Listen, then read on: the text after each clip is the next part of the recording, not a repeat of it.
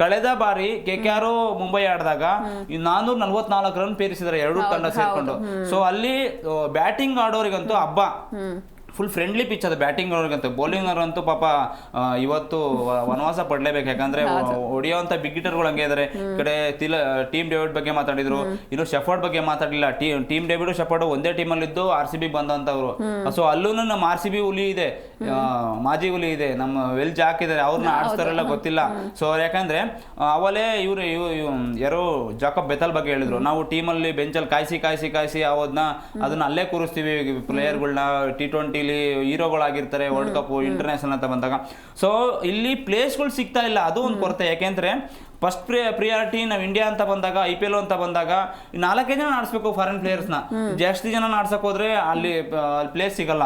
So ಅಲ್ಲಿ ಆದಾಗ salt ಒಂಥರ ನಮ್ಗೆ ಲಕ್ಕಿ ಚಾರ್ಮ್ ಅಂತ ಹೇಳ್ಬೋದು. ಸಾಲ್ಟ್ ಲಾಸ್ಟ್ ಸೀಸನ್ ಅಲ್ಲಿ ಅವರು ಎಂತೆಂತ ಮ್ಯಾಚ್ ಆಡಿದ್ದಾರೆ. ಒಂದು ಮ್ಯಾಚ್ ಇಂದ ನಾವು ಅಳಿಯಕ್ಕಾಗಲ್ಲ, ತೂಗಿ ಎಳ್ದು ನಾವು ಅವ್ರನ್ನ ಇವ್ರು ಚೆನ್ನಾಗ್ ಆಡಲ್ಲ, ಚೆನ್ನಾಗ್ ಆಡ್ತಾರೆ ಅಂತ ಹೇಳ್ಬಿಟ್ಟು ಅವ್ರನ್ನ ಕೂರ್ಸಕ್ಕಾಗ. ಅಂದ್ರೆ ಟೀಮ್ ಅಂತ ಬಂದಾಗ ಫೀಲ್ಡಿಂಗ್ ಅಲ್ಲಿ ಭಯಂಕರವಾದ ಫೀಲ್ಡಿಂಗ್ ಮಾಡ್ತಾರೆ ಟೀಮ್ ಸಾಲ್ಟು.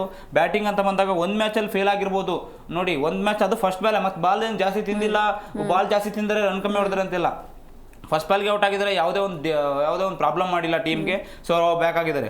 ಸೊ ಮಿಕ್ಕಿದವರು ಯಾರು ಕಾಂಟ್ರಿಬ್ಯೂಷನ್ ಕೊಡ್ತಾ ಇಲ್ಲ ಅಂತ ಹೇಳೋದಾದ್ರೆ, ಯಾರು ಕೊಟ್ಟಿಲ್ಲ ಅಂತಲ್ಲ. ವಿರಾಟ್ ಕೊಹ್ಲಿಯಿಂದ ಹಿಡಿದು ಪಡಿಕಲಿಂದ ಹಿಡಿದು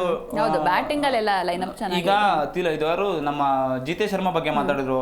ಪ್ಲೇಯಿಂಗ್ 11 ಅಲ್ಲಿ ಟಾಪ್ ಆರ್ಡ್ರು, ನಮ್ದು ಬೇಗ ಔಟ್ ಆಗ್ಲಿ, ನಾನು ಬಂದು ಆಡ್ತೀನಿ ಅಂತಂದು.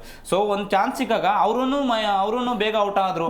ಸೊ ಅವ್ರೂ ಒಂದು ತಾಳ್ಮೆಯಿಂದ ಆಟ ಆಡಿದ್ರೆ ಒಂದು ಒಳ್ಳೆ 250 ಸ್ಕೋರ್ ಮಾಡ್ಬೋದಿತ್ತು RR ಮೇಲೆ ಅಂತ ಹೇಳ್ಬೋದು ಮೇಡಮ್.